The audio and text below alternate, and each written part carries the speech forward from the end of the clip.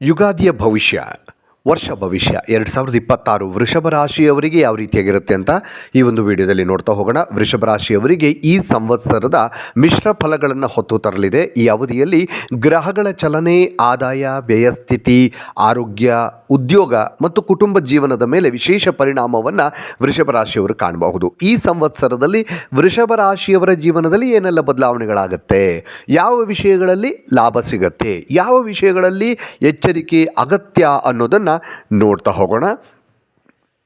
ನೋಡಿ, ಇದು ವೃಷಭ ರಾಶಿಯವರಿಗೆ ಈ ಒಂದು ಸಂವತ್ಸರ ಅಂತಂದರೆ ಪರಾಭವ ನಾಮ ಸಂವತ್ಸರ, ಯುಗಾದಿ. ಇದು 19ನೇ ತಾರೀಕು ಮಾರ್ಚ್ 19, 2026ರಿಂದ ಏಪ್ರಿಲ್ 6, 2027ವರೆಗೆ, ಅಂದರೆ ಒಂದು ವರ್ಷದ ಒಂದು ವಾರ್ಷಿಕ ಭವಿಷ್ಯವನ್ನು ನಾವಿಲ್ಲಿ ನೋಡೋಣ. ವೃಷಭ ರಾಶಿಯವರಿಗೆ ಪರಾಭವ ನಾಮ ಸಂವತ್ಸರ ವೃಷಭ ರಾಶಿಯವರಿಗೆ ಮಿಶ್ರ ಫಲಗಳನ್ನು ನೀಡುವಂಥ ವರ್ಷವಾಗಿರುತ್ತೆ.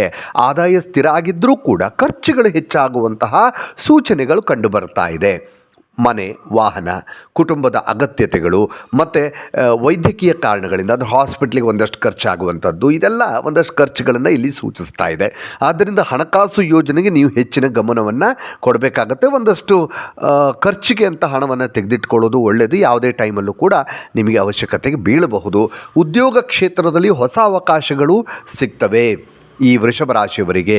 ಮತ್ತು ವರ್ಗಾವಣೆ ಅಥವಾ ಹುದ್ದೆಯ ಬದಲಾವಣೆ, ಅಂದರೆ ಒಂದು ಕೆಲಸ ಚೇಂಜ್ ಮಾಡಬೇಕು ಅಥವಾ ಒಂದು ಕಡೆಯಿಂದ ಇನ್ನೊಂದು ಕಡೆ ಟ್ರಾನ್ಸ್ಫರ್ ಆಗಬೇಕು ಅಂತಂದರೆ ಅದು ಕೂಡ ಸಾಧ್ಯತೆ ಇದೆ. ಈ ವರ್ಷ ಮೇಲಾಧಿಕಾರಿಗಳೊಂದಿಗೆ ಹೊಂದಾಣಿಕೆ ಉತ್ತಮವಾಗಿದ್ದರೆ ಪ್ರಗತಿ ಖಂಡಿತವಾಗಲೂ ಸಾಧ್ಯವಾಗುತ್ತೆ. ವ್ಯಾಪಾರಸ್ಥರಿಗೆ ಧೈರ್ಯ ಮತ್ತು ಸಮಚಿತ್ತತೆ ಇದ್ದರೆ ನಿಧಾನವಾಗಿಯಾದರೂ ಸ್ಥಿರ ಲಾಭ ನೀವು ಕಂಡುಕೊಳ್ತೀರಿ. ಅಂದರೆ ಒಂದು ಒಳ್ಳೆ ಹಣಕಾಸಿನ ಲಾಭವನ್ನು ಕಾಣಬಹುದು, ಬಟ್ ನಿಧಾನ ಆಗತ್ತೆ.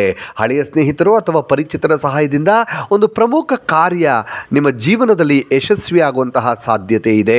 ಹಾಗೆ ಆಸ್ತಿ ವ್ಯವಹಾರಗಳಲ್ಲಿ ಜಾಗ್ರತೆ ಅಗತ್ಯವಾಗಿರುತ್ತೆ.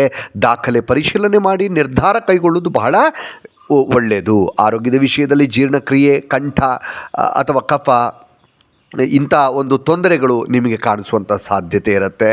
ಮತ್ತು ನಿಯಮಿತ ವ್ಯಾಯಾಮ ಮತ್ತು ಸರಿಯಾದ ಆಹಾರವನ್ನು ತೆಗೆದುಕೊಳ್ಳೋದು ಬಹಳ ಮುಖ್ಯವಾಗುತ್ತೆ. ಈ ಸಂದರ್ಭದಲ್ಲಿ ವೃಷಭ ರಾಶಿಯವರ ಕುಟುಂಬದಲ್ಲಿ ಸಹಕಾರ ದೊರೆಯುತ್ತೆ. ದಾಂಪತ್ಯ ಜೀವನದಲ್ಲಿ ಪರಸ್ಪರ ಅರ್ಥೈಸಿಕೊಳ್ಳುವಿಕೆ ಅಗತ್ಯವಾಗಿರುತ್ತೆ. ಧಾರ್ಮಿಕ ಯಾತ್ರೆ, ಪುಣ್ಯಕ್ಷೇತ್ರಗಳಿಗೆ ಹೋಗುವಂಥದ್ದು, ಪುಣ್ಯ ಕಾರ್ಯಗಳನ್ನು ಮಾಡುವಂಥದ್ದು, ದೇವಾಲಯಗಳ ದರ್ಶನವನ್ನು ಮಾಡುವಂಥದ್ದು, ಇದೆಲ್ಲವೂ ಕೂಡ ನಿಮಗೆ ಮನಸ್ಸಿಗೆ ಶಾಂತಿಯನ್ನು ಕೊಡುತ್ತೆ. ಶಾಂತಿ, ಸಹನೆ, ನಿಯಂತ್ರಿತ ವ್ಯವಹಾರದಿಂದ ಈ ವರ್ಷವನ್ನು ನೀವು ಯಶಸ್ವಿಯಾಗಿ ಮುನ್ನಡೆಸಬಹುದು.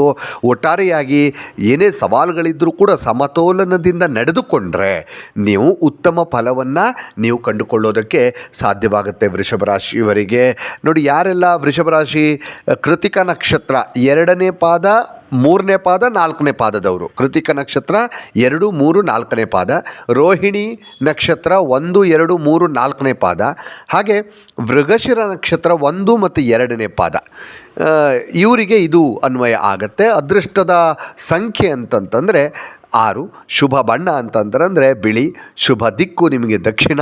ಉತ್ತಮ ಫಲಕ್ಕಾಗಿ ಲಕ್ಷ್ಮೀ ದೇವಿಯ ಆರಾಧನೆಯನ್ನು ಮಾಡೋದ್ರಿಂದ ಇನ್ನೂ ಹೆಚ್ಚಿನ ಫಲಗಳನ್ನು ನೀವು ಕಾಣೋದಕ್ಕೆ ಸಾಧ್ಯವಾಗತ್ತೆ. ಇನ್ನಷ್ಟು ವಿಡಿಯೋಗಳಿಗಾಗಿ ಮೀಡಿಯಾ 18 ಕರ್ನಾಟಕ ಚಾನಲನ್ನು ಸಬ್ಸ್ಕ್ರೈಬ್ ಮಾಡಿ ಹಾಗೂ ಹೊಸ ಹೊಸ ವಿಡಿಯೋಗಳ ಅಪ್ಡೇಟ್ಗಳಿಗಾಗಿ ಬೆಲ್ ಐಕನನ್ನು ಕ್ಲಿಕ್ ಮಾಡಿ. Thank you.